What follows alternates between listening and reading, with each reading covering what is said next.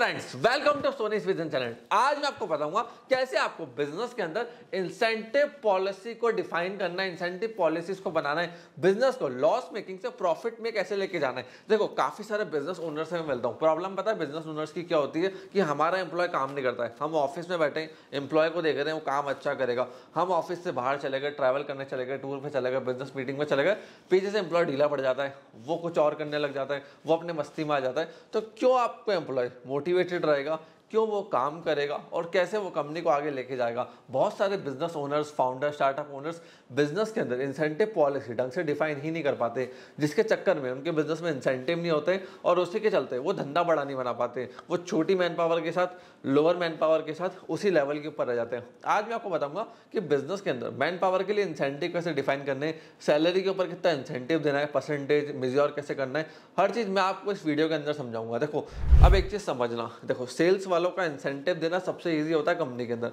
Sales में क्या है, बंदा इतना रेवेन्यू लेकर आया, उस पर आपने 1%, 2%, 5% जो भी आपकी कंपनी की पॉलिसी है उसके हिसाब से इंसेंटिव दे दिया। बट ओवरऑल पॉलिसी इंसेंटिव क्या होता है, डिपार्टमेंट इंसेंटिव क्या होता है, लीड्स डिपार्टमेंट को इंसेंटिव कैसे देना है, जो लोग वेबसाइट पे ट्रैफिक लेकर आ रहे हैं उनको इंसेंटिव कैसे देना है, ये चीज समझो। आपके बिजनेस को है ना, आपको बर्ड आई व्यू से देखना है। मतलब आप अगर एक 20 करोड़ का धंधा चला रहे हो, अब 20 करोड़ का ई कॉमर्स का आपका बिजनेस है, तो उसमें आपको देखना है बर्ड आई व्यू से डिपार्टमेंट्स। पहला डिपार्टमेंट है आपके लीड जनरेशन का, उसके भी पहले आता है फिर आपका वेबसाइट कैसा है, सोशल ऑप्टिमाइजेशन कैसा है, वेबसाइट पे प्रेजेंस कैसी है, सोशल मीडिया प्रेजेंस कैसी है, फिर उसके बाद रेवेन्यू कितना आ रहा है, फिर आगे माल सप्लाई कैसे हो रहा है ताकि डिलीवरी सही ढंग से हो जाए 20 करोड़ के बिजनेस में। अब आपको बर्ड आई व्यू से देखना है कि अगर मैं 20 करोड़ का धंधा कर रहा हूँ ना, तो मुझे 2 करोड़ का प्रॉफिट हर साल चाहिए। अब उसके लिए सारे डिपार्टमेंट सही चलने चाहिए। अगर एक भी डिपार्टमेंट ने किस्टे के तो 20 करोड़ अचीव नहीं होगा। ऐसा फाउंडर, बिजनेस ओनर आपको बर्ड आई व्यू से देखना पड़ता है। उसके अंदर आपको क्या करना है, अलग अलग पहले डिपार्टमेंट बनाने इंसेंटिव्स देने के लिए।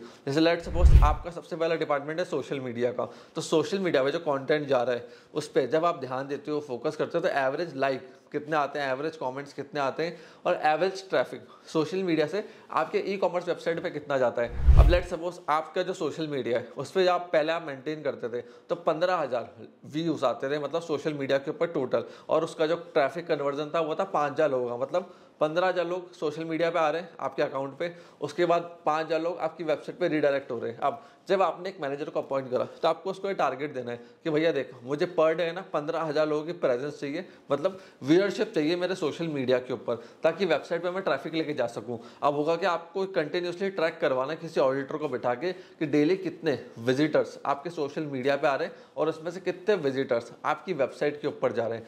अगर 15,000 से ज़्यादा है, जैसे 20,000, 25,000 हो रहे हैं, तो आप अपने सोशल मीडिया मैनेजर को इंसेंटिव दे सकते हो। लेट सपोज आपने रख दिया कि 15,000 व्यूज तो एवरेज है, अगर पर डे 20,000 आ रहे हैं, 25,000 आ रहे हैं, तो जितने भी हजार व्यूज बढ़ते जाएंगे उस पर आप 100 रुपीज़ का इंसेंटिव काउंट करोगे। अब साथ साथ कितना ट्रैफिक वेबसाइट के ऊपर जा रहा है वो भी आपको देखना है। मालूम पड़ा सोशल मीडिया मैनेजर व्यूज लाने के चक्कर में कुछ भी कंटेंट डाल रहा है, कुछ भी कंटेंट गलत डाल देगा, व्यूज लेकर आ जाएगा, वेबसाइट पे ट्रैफिक रिडायरेक्ट नहीं होगा आपके ई कॉमर्स प्लेटफॉर्म पे। वो आपको चेक करना है कि अगर 15,000 विजिटर में से 5,000 लोग वेबसाइट पे जा रहे थे, अब 30,000 का ट्रैफिक आ रहा है, तो एटलीस्ट अराउंड 10,000 लोग वेबसाइट पे हिट करने चाहिए। तो वो भी आपको कंटिन्यूसली मॉनिटर करना है, चेक करना है कि वेबसाइट पे कितना ट्रैफिक जा रहा है। फिर उसके बाद वेबसाइट जो आपकी मैनेज कर रहे हैं, ऑप्टिमाइज कर रहे हैं, एसईओ देख रहे हैं, उनका भी टारगेट लगाओ कि कितना ट्रैफिक जो आ रहा है कितना उसमें से बाउंस कर रहा है। देखो, वेबसाइट बाउंस रेट क्या होती है, ट्रैफिक आया, बाउंस कर गया, तो वो आपके लिए प्रॉफिटेबल नहीं है। वहाँ आप इंसेंटिव मत दो, गलत जगह इंसेंटिव दोगे आपके लिए प्रॉब्लम खड़ी हो जाएगी। क्यों, आपने कह दिया ट्रैफिक लाने में इंसेंटिव है, अगला वाला बंदा 50,000 लोगों का ट्रैफिक लेकर आ गया, अब वो लगा मेरे को इंसेंटिव दो 5,000 से 50,000 हो गए, बट वो आपके काम का ही नहीं है, उससे आपको आउटपुट जीरो मिला, क्योंकि उसमें से 50% लोग बाउंस बैक कर गए। आपको ये बोलना है कि भाई जितना भी ट्रैफिक वेबसाइट के ऊपर आएगा ना वो वेबसाइट पे स्टे करेगा। पहली बात तो ट्रैफिक बढ़ना चाहिए, दूसरा बात स्टे करना चाहिए, तीसरा उसमें से रेवेन्यू कन्वर्जन एक्स्ट्रा कितना कंपनी को मिल रहा है उसमें से आप इंसेंटिव दो, उसकी पॉलिसी बनाओ, उसके शीट्स बनाओ, उससे आप प्रॉफिटेबल होंगे। जैसे एमिरेट्स जो कि बहुत बड़ी एयरलाइंस चलाती है, $5.1 बिलियन का इन्होंने इस समय प्रॉफिट करा है और ये अपने एम्प्लॉयज को 5 मंथ सैलरी ऐसा बोनस दे रहे हैं। अब इन्होंने इतना बड़ा प्रॉफिट को अचीव करा तो उसी के खुशी के चलते हर एक एम्प्लॉय को इन्होंने 5 मंथ सैलरी बोनस दे दिया। आप ये लोग भी इंसेंटिव लगा सकते हो कि भैया आपकी कंपनी 1 साल तक चल रही है। अब अगर नेक्स्ट ईयर हमारा प्रॉफिट 2 करोड़ से 4 करोड़ पे जाता है या 5 करोड़ पे जाता है, तो उसके हिसाब से हम एम्प्लॉयज मतलब ओवरऑल पूरी टीम को एक इंसेंटिव देंगे जो सब में इक्वली बटेगा, उससे क्या है हर कोई मोटिवेटेड रहेगा। और देखिए आप लोग कंपनी में नॉन परफॉर्मर्स को बाहर करो, अच्छे इंसेंटिव दो, जिससे जो काम करने वाले लोग हैं वो कंपनी में टिकेंगे, जो परफॉर्म नहीं कर रहे उनको फटाफट आउट कर दो। जैसे एक और गुजराती बिजनेसमैन है साजी भाई ढोलकिया, ये हर साल अपने एम्प्लॉयज़ को कार, फ्लैट्स, ज्वेलरी ये सब गिफ्ट करते हैं, उससे एम्प्लॉय हाईली मोटिवेटेड रहते हैं। अराउंड ये आज तक 1000-2000 तो कार बांट चुके हैं, फ्लैट्स बांट चुके हैं, डायमंड के सेट्स बांट चुके हैं, जिसके चक्कर में इनकी कंपनी में गुजरात में फेमस हो चुकी है कि अगर भाई आपको पैसा कमाना है ना तो इनकी कंपनी में जाओ। आप हार्ड वर्किंग हो, सेल्स निकाल सकते हो, तो अच्छे एम्प्लॉयज़ की पहली चॉइस बन चुके हैं ये। अब HDFC भी ये करता है। HDFC क्या करता है, वो जो उसके एग्जिस्टिंग एम्प्लॉयज़ है ना, वो उनको कहता है कि मार्केट रेट 8% 12% है लोन का, मेरे से आप 1-2% में ले जाओ, और आप ओवर परफॉर्मर हो तो आप फ्री में लोन ले जाओ। मतलब लोन का अमाउंट प्रिंसिपल तो चुकाना है, जो ब्याज होता है ना इंटरेस्ट रेट, वो नहीं देना पड़ता एम्प्लॉय को। उसके चक्कर में एम्प्लॉय इनके लोन ले लेते हैं। HDFC से हाउस लोन हो गया जो 8 साल चल रहा है, 10 साल चल रहा है। अब एम्प्लॉय को भी पता है कि जब तक मैं HDFC में हूँ मेरा इंटरेस्ट रेट फ्री है, जीरो है, या फिर तो वो टिका रहता है 8-10 साल कंपनी के अंदर। तो ऐसे आपको पॉलिसीज बनानी पड़ेगी, इंसेंटिव दिखाने पड़ेंगे। देखो बहुत तरह के इंसेंटिव होते हैं, कैश इंसेंटिव होता है। नेट पे अगर आप जाओगे ना आपको दिख जाएगा कि मूवी टिकटिंग दे दो, एंटरटेनमेंट दे दो, पेड हॉलीडेज दे दो, ऐसे इंसेंटिव नेट पे आपको ब्लॉग से मिलेंगे, बट वो काम के नहीं होते हैं। आप खुद सोचो, आप किसी कंपनी में क्या एक मूवी टिकट के लिए टिकोगे? क्या इसलिए टिकोगे कि वहाँ पे मैगी मिल जाती है, फ्री में लंच मिल जाता है? ये बहुत छोटे मोटे इंसेंटिव होते हैं। अच्छे एम्प्लॉयज़ को टिकाने के लिए जरूरी नहीं होते। अच्छी मैन पावर को टिकाना है ना तो बड़े इंसेंटिव दिखाने पड़ते हैं, बड़े गोल्स दिखाने पड़ते हैं कि भैया इतना बड़ा गोल अचीव कर, इतना अच्छा इंसेंटिव तेरे को मैं दूंगा। जैसे HDFC है इंटरेस्ट फ्री लोन। अभी सोचो मैंने 50 लाख का लोन लिया है, उस पर 10% की ब्याज, एक साल कितना होता है? 5 लाख रुपए की ब्याज होती है एक साल में।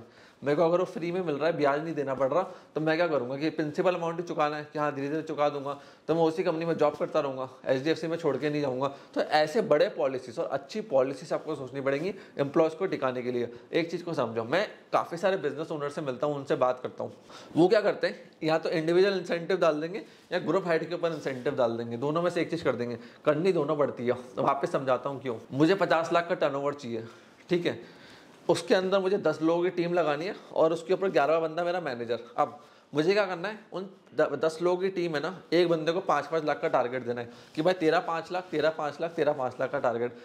जो बंदा 5 लाख का टारगेट अचीव कर रहा है मैं उसको 5000 रुपीज़ का इंसेंटिव दूंगा, जो नहीं कर रहा उसको नहीं मिलेगा। बट अगर सारे मिला के मतलब 10 के 10 लोग आपस में मिलके 50 लाख रुपए इन अ मंथ क्रॉस कर जाते हैं तो मैं मैनेजर को 50,000 का इंसेंटिव दूंगा। तो अब इससे क्या हो गया, अब उन 10 में से 2 लोग ऐसे थे जो 5 लाख कर ही नहीं पाए, 1 लाख 2 लाख पर रह गए, तो उनको कुछ नहीं मिलेगा। बट जो लोग 5-5 लाख कर गए एटलीस्ट उनको इंसेंटिव मिल गया।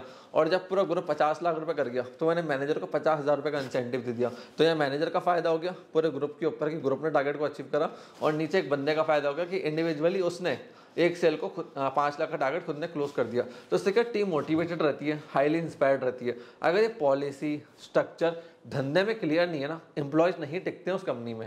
और आप लोग क्या कर सकते हो अपनी टीम को बढ़ाने का, प्रोडक्टिव करने का, कि आप रेफरल बोनस दो। देखो टीम में क्या होता है मैं आपको बताता हूँ। एक बंदा अच्छा काम कर रहा है, अब आपको क्या है, अब मैं 50 लाख कर रहा था, मुझे 1 करोड़ करना है, तो टीम साइज डबल करना पड़ेगा। नए बंदे आते हैं, पुराने बंदे दिक्कत करते हैं, उस केस में आप क्या करो, रेफरल बोनस इंसेंटिव लगा दो। हायरिंग के जो सीवीज आते हैं उन लोगों को पकड़ाओ कि आप लोग बुलाओ, आप लोग नेटवर्क में से बुलाओ, सीवीज इनको पकड़ा दो कि खुद लेकर आए।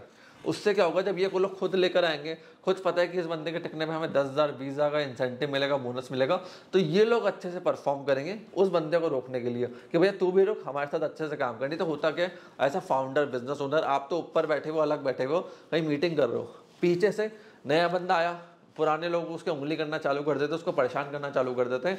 फिर क्या होता है, वो टिकता ही नहीं है, वो भाग जाता है, बोला कंपनी बेकार है, नेगेटिव है। कोई नया आदमी आता है ना, वो एक नेगेटिव ओपिनियन लेकर आता है, उसके लिए एनवायरनमेंट बड़ा नया होता है, वो सबसे पहले नेगेटिव चीज़ें ढूंढेगा कंपनी में, नेगेटिव क्या है ना कि पॉजिटिव। और पुराने बंदे का करेंगे उसको नेगेटिव दिखा देंगे कि भैया ये भागेगा, फाउंडर पे हम वैसी फाउंडर हम पे वैसे डिपेंडेंट है और डिपेंडेंट हो जाएगा।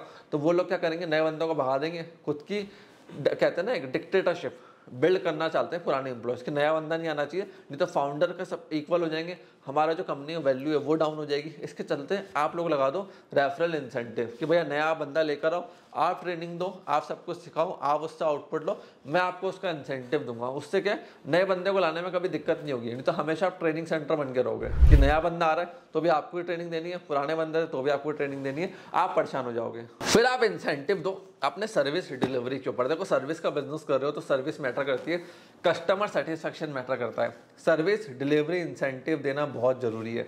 देखो मैं मेरे कंपनी के अंदर बिजनेस के अंदर सर्विस टीम को भी इंसेंटिव देता हूँ। अगर customer after service 5 star review दे रहा है पर मंथ में उसको काउंट करता हूँ, उसके बेसिस पे सर्विस टीम को एक मॉनिटरी इंसेंटिव जाता है। आप मेरे गूगल माई बिजनेस पे देखोगे तो काफ़ी सारे 5 स्टार रिव्यू मिलेंगे। काफ़ी सारे बिजनेस ओनर एंटरप्रेन्योर से मैं जब मिलता हूँ वो मेरे से पूछते हैं कि राज क्या आपके पास इतने सारे क्लाइंट्स है, इतने कस्टमर्स है, तो आप अकेले तो हैंडल करते नहीं हो, आपके पास पूरी टीम है, तो 5 स्टार रिव्यू आते कैसे आप हर कस्टमर से 5 स्टार रेटिंग ले पाते हो, आज भी आपका वो स्कोर मेंटेन है। उसके पीछे का राज बता रहा हूँ इस वीडियो में। उसके पीछे का सिर्फ एक राज है कि मेरे सर्विस टीम को 5 स्टार रिव्यू पे, कस्टमर को एक्सीलेंट सर्विस पे मैं सीधा इंसेंटिव देता हूँ। मुझे 4.5 स्टार भी नहीं चाहिए, 4.8 भी नहीं चाहिए, 4.9 भी नहीं चाहिए। मेरी टीम को एक चीज़ क्लियर है, 5 स्टार मीन्स 5 स्टार। मुझे 10 आउट ऑफ 10 चाहिए मेरे कस्टमर से, तो वो मेरी टीम को क्लियर इंस्ट्रक्शन है सर्विस टीम को। उसके चक्कर में क्या होता है, वो लोग भागते क्लाइंट को सेटिस्फाई करने के लिए, अच्छी सर्विस प्रोवाइड करने के लिए। उसके चक्कर में मैं उनको मॉनिटरी इंसेंटिव देता हूँ कि भैया 5 स्टार रिव्यू आ रहा है तो आपका इंसेंटिव है, नहीं आएगा तो इंसेंटिव नहीं दूंगा। और जब क्लाइंट को इतनी अच्छी सर्विस मिलती है, वो खुद 5 स्टार देता है, तो वो दूसरे लोगों को रिकमेंड करता है, रेफरल पास करता है, उससे मेरा बिजनेस कंटिन्यूसली ग्रो होता जाता है। तो कस्टमर सेटिस्फेक्शन भी मैटर करता है धंधे के अंदर। तो अपने सर्विस टीम को भी इंसेंटिव दो कि कस्टमर को कभी दिक्कत नहीं आनी चाहिए। कस्टमर भगवान है। इन्वेस्टर पैसा देना बंद कर सकता है, आईपीओ से पैसा मिलना रुक सकता है, बैंक लोन देना बंद कर सकता है, बट कंपनी अगर अच्छी है ना, प्रोडक्ट अच्छा है, सर्विस अच्छी है, तो कस्टमर कभी रुकेगा नहीं पैसा देने से आपको। और बिजनेस के अंदर एक चीज समझो, ऐसा फाउंडर आपको प्रॉफिट सोचना है, काम आपकी टीम सोचेगी क्या करना है, कैसे करना है, किस क्लाइंट का करना है, बट फाउंडर को बर्ड आई व्यू होना चाहिए, दूर से देख के पैटर्न बना ले। मैं मेरे क्लाइंट्स की ऐसी मदद करता हूँ। देखो उनको पहले बताता हूँ कि स्ट्रैटेजी कैसे बनाई जाती है, कंपनी में रूल्स कैसे बनाते हैं, राइट हैंड क्या होता है, मैनेजर को कैसे हायर करना है, किस आदमी का क्या रोल रखना है, वो बहुत जरूरी होता है। फिर करियर पाथ बनाना जरूरी होता है एम्प्लॉय के। एम्प्लॉय क्यों टिकेगा, उसका करियर पाथ क्लियर ही नहीं है कि भैया मेरे को 1-2 साल काम करना है, उसके बाद बड़ी कंपनी ढूंढनी है। आपको ये उसको दिखाना पड़ेगा कि 10 साल तो यहाँ काम कर, बड़ी कंपनी से ज़्यादा ग्रोथ तेरे को मैं दूंगा। वो करियर पाथ नहीं दिखाओगे, वो ग्रोथ पाथ नहीं दिखाओगे, एम्प्लॉय टिकेगा ही नहीं। एम्प्लॉय डेवलपमेंट क्या है, हर चीज़ आपको दिखानी पड़ती है अपने एम्प्लॉय को, तभी आप बड़ा बिजनेस बना पाते हो। इस चीज़ का ध्यान रखना। फिर जब मेरे क्लाइंट्स को मदद करता हूँ कि कैसे रोल्स को डिफाइन करना है, गोल्स को डिफाइन करना है, शीट्स कैसे बनती है, ग्रोथ पैटर्न कैसे बनते हैं, अच्छे एम्प्लॉयज़ क्यों आएंगे, उनको लीडरशिप में डालना कैसे, वो सबसे ज़रूरी चीज़ें होती हैं। फ्रेंड्स अगर आपको भी बिजनेस में दिक्कत आ रही है, बिजनेस की ग्रोथ में, KPIs में, KRS में, शीट्स बनाने में, ग्रोथ ट्रैक प्लान बनाने में, तो आप हमें सीधा इस नंबर पर कॉल कर सकते हैं और हमारी टीम के साथ डायरेक्टली आप टच में आ सकते हैं। फ्रेंड्स अगर आपको ये वीडियो पसंद आई तो इसको लाइक करके जाना, चैनल को फटाफट से सब्सक्राइब कर लो, जिससे हम लोग जैसी ऐसी काम की इंपॉर्टेंट इन्फॉर्मेशन लेकर आए आप लोगों को तुरंत उसका नोटिफिकेशन मिल जाए। आपने इस वीडियो को यहाँ तक देखा, हम लोगों को सपोर्ट दिया, उसके लिए धन्यवाद।